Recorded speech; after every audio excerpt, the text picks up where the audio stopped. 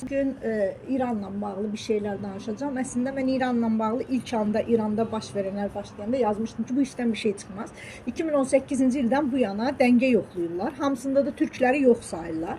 Tamam, bu dəfə CIA-yə, Mossad'a çalışan bir Güney Azərbaycan qrup deyək, əslində özləri və arvadlarından başqa, dostlarından başqa üyəsi olmayan xaricdə oturanlarla bir şey yapmağa çalışdılar. Burada da genellikle şahı dəstəkləmək istəyirdilər. Ama bir şey yapabilmədilər. Zaten biz illərdir deyirik ki, oradakı 40 milyon Türk ayağa qalxmasa ki, 40 milyonun üstündədir. Azərbaycan İranda işləmiş böyük elçisinin də müsahibələri gedir silsilə. Yəqin ki oxuyursunuz. O müsahibələrdə də zaten o İran rəsmilərinin dilindən və eyni zamanda Fars kökənli rəsmilərin dilindən də bunu özünün şəxsən söhbətləri zamanı eşitdiyini söylüyor. Yəni biz bunu bilirik. Zaten deməsinə gerek yok. Orada orası bir Türk hanedanı olub və üstündə bugün İran adını değişip İran koymakla olmur bu. Tabii ki orası Türklerin vətənidir və Türkler de buranı böldürmemekte haklıdır.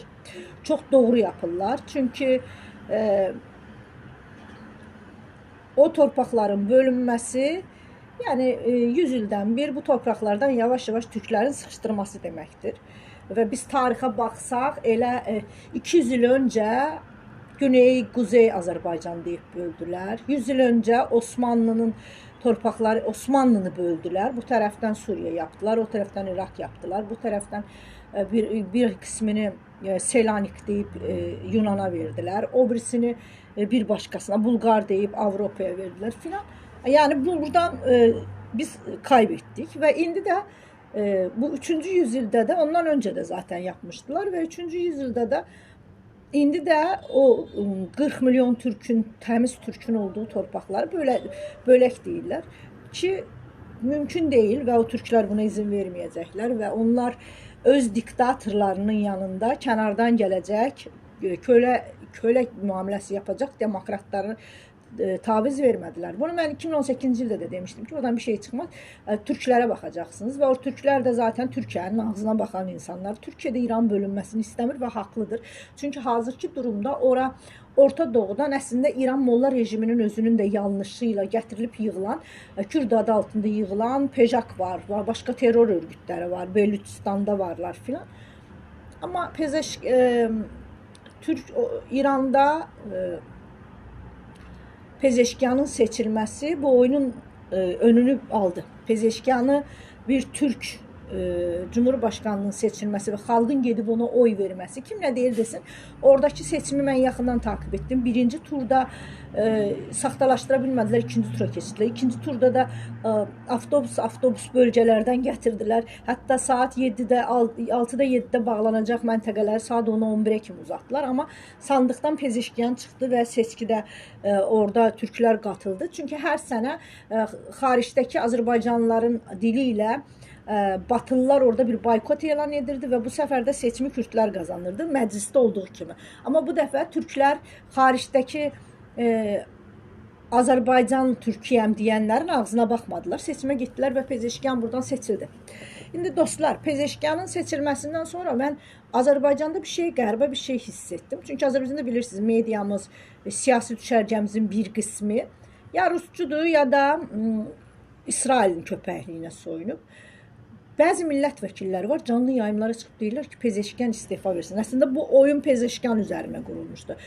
Fərqindəsinizsə, İranda olaylar baş verməmişdən öncə İranın içərisində də Pezeşkan əleyhinə olan bir kəsim Pezeşkanı istifaya çağırırdı, amma bu baş tutmadı və bu qalxınmada da Pezeşkan hakimiyyət dönəmi üçün, amma bilirik ki, bu məsələ devrim mühafizləri və İtalat və Səpahın nəzarətində olan bir şeydir və onlar.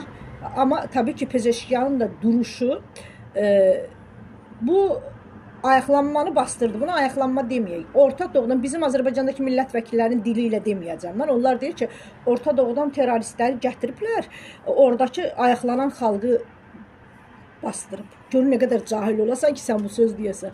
Ay kişi, İranın Əfqanistandan belə Yəni 12 günlük savaşda sizin o göyün 7-ci qatına qaldırdığınız İsrailinizin dəmir qübbəsini deşən İrandan danışırıq. Starlink'in İranın torpaqları içərisində hərəkatını məhdudləşdirən İrandan danışırıq. Bu qədər də qoyun olmayın. Qarşınızdakı izləyicini də qoyun yerinə qoymayın. İranı ən çox eleşdirən qəzetçiyəm və İrana girmə yasağım var. Əfşar Süleymani sağ olsun, özü türk olsa da türk milliyətçi qəzetçilərin listəsini verdi. İrana girərsəm anında həbs olunaram. İran evimə silahlı adam göndərdi Türkiyə Cumhuriyyətində məni öldürmək üçün. Allahdan köpəyim adamın ayağını tutmasa məni öldürəcəkdi. Ağrıdan ayağını geri çəkdi deyə qapını örtdüm. Əli silahlı gəlmiş, tutdular. Və kimsə də mənə qalxıb da bu İrancı deyə bilməz. Orası Türk hanedanlığıdır və mən Turancıyam. Bunu hamı bilir və mən oradakı qardaşlarımın da hətta 3 milyon belə türk olsa, lap belə 3 dənə də türk olsa, orada kiminsə gəlib bombalayıb onların öldürməsini, onların dükanlarını yakmasını istəməm. Gələlim o ayaqlanmaya. Ayaqlanmanı İranın özünün polisi və askeri yatızdırdı. Kənardan o bizim millət vəkilinin dili ilə desək, İsrailin parası ilə gələn terroristlər var idi. Bir qrupu da sonra arxasınca dəstəyə gəlirdi ki, o da Türk istihbaratı ilə İran istihbaratı birlikdə sınırda operasyon yaptılar. Elə içəridə o ayaqlanma zamanı o operasyonda rəsmi belgelerle yayımlandı və terror örgütləri sınırda yakalandı. Əslində o terror örgütləri içəridə gedib ortalığı qatmağa gedirdi və İsrailin silah payladığı, içəridə ixtisaslar yapıb, içəridə ayaqlanma yapıb, içəridə iç savaş çıxartmaq istəyənləri silah paylamışdı, çıxartsınlar. Pezeşkiyan hökuməti bunun qarşısını aldı və o silahlı qrupları ortadan götürdü, evlərdən tonlarla silahlar, partlayıcı maddələri təmizlədi, çıxartdı. Niyə istefa verməlidir? Sizin istədiyiniz olmadı, eləmi? İsrailin və ümumiyyətlə o bölgədə türk görmək istəməyən Kürdistan, nə bilim, Böyük İsrail, Ermənistan görmək istəyənlərin planı pozuldu, eləmi? O yüzden zorunuza gedir. Vallahi çox pis görsənirsiniz. Bir də Azərbaycan məclisinə təyin edilmiş deputatlardır bunlar. Əslində mən bunları millət vəkili deyərək bunları şərəfləndirirəm. Bunlar təyin edilmiş deputatlardır. Yəni yazıblar öncə Ramizin listəsi ilə, indi Yahudi lobbisinin listəsi ilə, sabah bir erməni lobbisinin listəsi ilə, o birisi kimin listəsi ilə. Yəni Türkdən başqa hər kəsə işləyirlər. Tam tərsinə Pezeşkiyanın olması İranda bunu İran rejimi də görür. Oradakı ayaqlanmanın həm önünü aldı, həm qonşuların torpaqlarımızı kullanamazsınız deyib İsraili geri addım attırdı. İsrail də gözü yemədiyi üçün məcbur qaldı özünü düşürtməmək üçün. Çünki İsrail alışmışdı içəridə telefonları partlatsın, adamların yer bildirimi bilgisayarlarını partlatsın. Bu səfər Pezeşkiyan iqtidara gəldikdən sonra 12 günlük savaşdan sonra da boşluqların hamısını bəlli ki doldurdu və bilim adamlarını, bu sahənin bütün mütəxəssislərini qoruma altına aldı və fərqindəsiz, Pezeşkiyan öncəsi sokaklarda mühəndislər öldürülürdü, bu alanın insanları öldürülürdü. Tam tərsinə Pezeşkiyan zamanında iqtidarda olmuş İranın Cumhurbaşkanı olmuş, İranın məclis başkanları olmuş adamların hamısını nəzarətə götürdü və onların içəridəki bütün adamlarını tərsilah etdi. Yəni Pezeşkiyanın bu duruşu İranı bu dəfə qurtardı. Və indi bunu da görən İsrailin köpəkliyinə soyunanlar var gücləri ilə Pezeşkiyan istifaya geçsin. İndi biraz sonra biz bunu İranın Türk düşməni olan televiziyalarında da bu səsləri eşidəcəyiz. Çünki bundan öncə də eşitmişdik. Amma Pezeşkiyan hazırda bölgənin qurtarıcısıdır o bölgədə. Çünki onun ağlı politikası, onun qonşularla işləməsi, onun qonşularına yaxşı münasibət bəsləməsi, sınırlarını möhkəmlətməsi, içəridə terror örgütlərinə göz açdırmaması və içəridə çıxartmaq istədilər iç savaşın önünü anında alması Pezeşkiyanı bu tarixə çox önəmli bir yerə yazacaq və Pezeşkiyanın bu duruşu qatil şahın axmaq oğlunun iqtidara gəlişinin önünü aldı ki, Azərbaycanda bəzi kanallar və Güney Azərbaycan adına kanallar da deyir ki, onda o uşaq imiş, atası yapmış, o uşaq imiş, qatilin oğlunu haqq çıxartmağa çalışırlar. Və bu qədər də xain olmayın. Paraya bu qədər də dədələrinizin qatillərini bağışlamaq üçün, para almaq üçün sıraya durmayın. Və çox güman ki, Trumpa da qaz verdi. Netanyahu dedi ki, artıq hər şey hazırdır, biz artıq hər yeri bombalayacağıq, telefonlar, Starlink əlimizdə falan filan, amma bəkləmirdilər ki, bunların hamısının önü alınır. Yəni, gəlin etiraf edək, İranda kifayət qədər nüklər alanda mühəndislər, başqa texnoloji alanlarında mühəndislər yatdıqları yerdə, arabalarında öldürüldülər. Amma Pezeşkanın gəlişi ilə Pezeşkan bunun qarşısını aldı. Və alması da çox gözəl oldu. Əslində, indi də bu İranda baş verən olaylardan sonra onun, yenə deyirəm, 12 günlük savaşdan sonra yaranan boşluğun içini doldurması həm Amerikanı geri addım attırmağa məcbur etdi, həm də İsrailin buradan özünə bir şey çıxartmağa çalışır. Mən dedim falan filan. Özləri də yaxşı bilirdi ki, bu dəfə əskisi kimi olmayacaq. Əskisi kimi İran bu qədər gözləmədiyi üçün o qədər də hazırlıqlı deyildi. Amma həm indi İsraili vurmağa, həm başqa Amerikanın üslərini vuracaq. Bu da təbii ki, hər ikisi üçün baha başa gələcəkdir. Çünki 12 günlük savaşdan sonra İrana onsuz da yaptırım uyğulayırlar. Ekonomik kriz var, xalq ac. Onsuz da yəni məcburdular buna dayansınlar və indi də deyil. Şahın dönəmində də 100 ildir bu xalq orada nə zoruqlar yaşayır və öncə şah yeyirdi. Sonra da mollalar dönəmində mollalar yeyirdi və mollalar biraz başını Amerikaya qaldıran kimi onlara da yaptırım uyğulandı. Yəni İran xalq yıllardır öz yağında qovrulur. Amma İsrail belə deyil. İsrail'e 12 günlük bomba atılanda bütün Yahudilər qaçdılar və getdilər şeyə, bilirsiniz. Hamısı qaçıb getmişdilər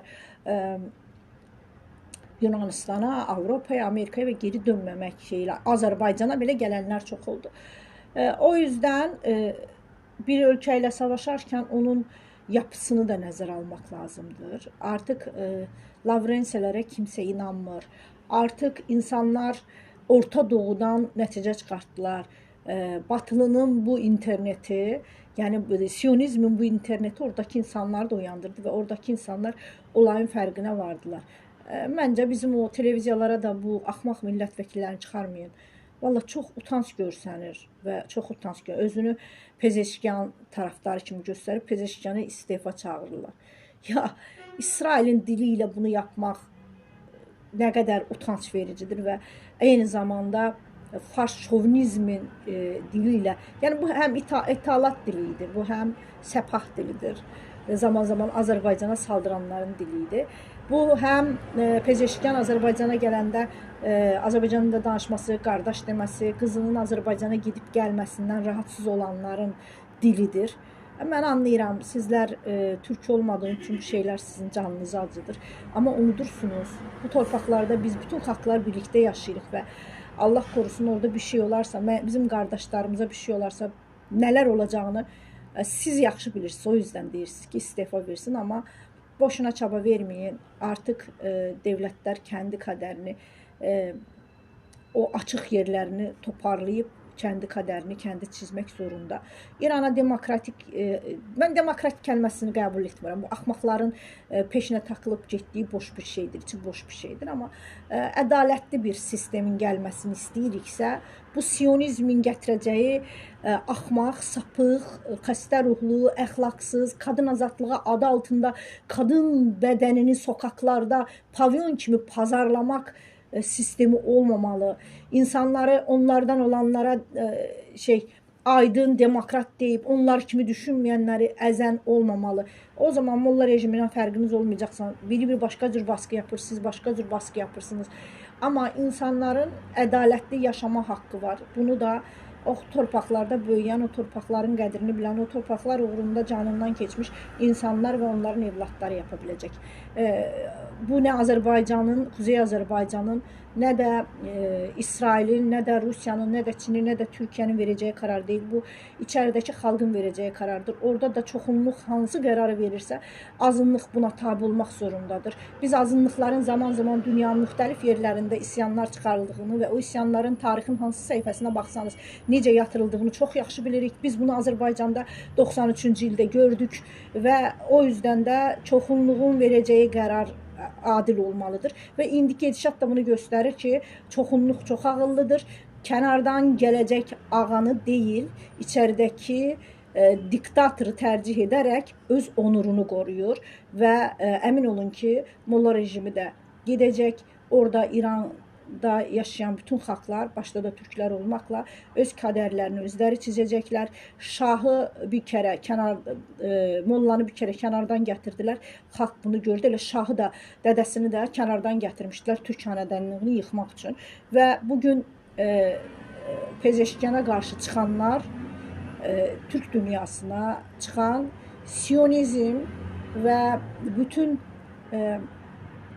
küresel mafiyanın köpəkliyinə soyunub karısına iç çamaşırı başqa ajanların parasıyla alan aşağılıqlardır. Mən belə düşünürəm. Güney Azərbaycan hər birimizin dərdidir. Hər birimizin, ümumiyyətlə o torpaqda yaşayan türkün dərdi, Kərkük üçün Hələb kimi Güney Azərbaycanda, Qaşqay türkləri də, oradakı türkmənlər də, özbəklər də, kazaklar da hepsi bizim üçün aynıdır. Dərdləri dərdimizdir, amma heç birimizə o haqq verilmir ki, bunların içinə burnumuzu soxub, buyurun bu ölkəni 5 yerə bölün və bu ölkə, onsuz da buranı güneyə, quzeyə böldülər. Artıq yetər.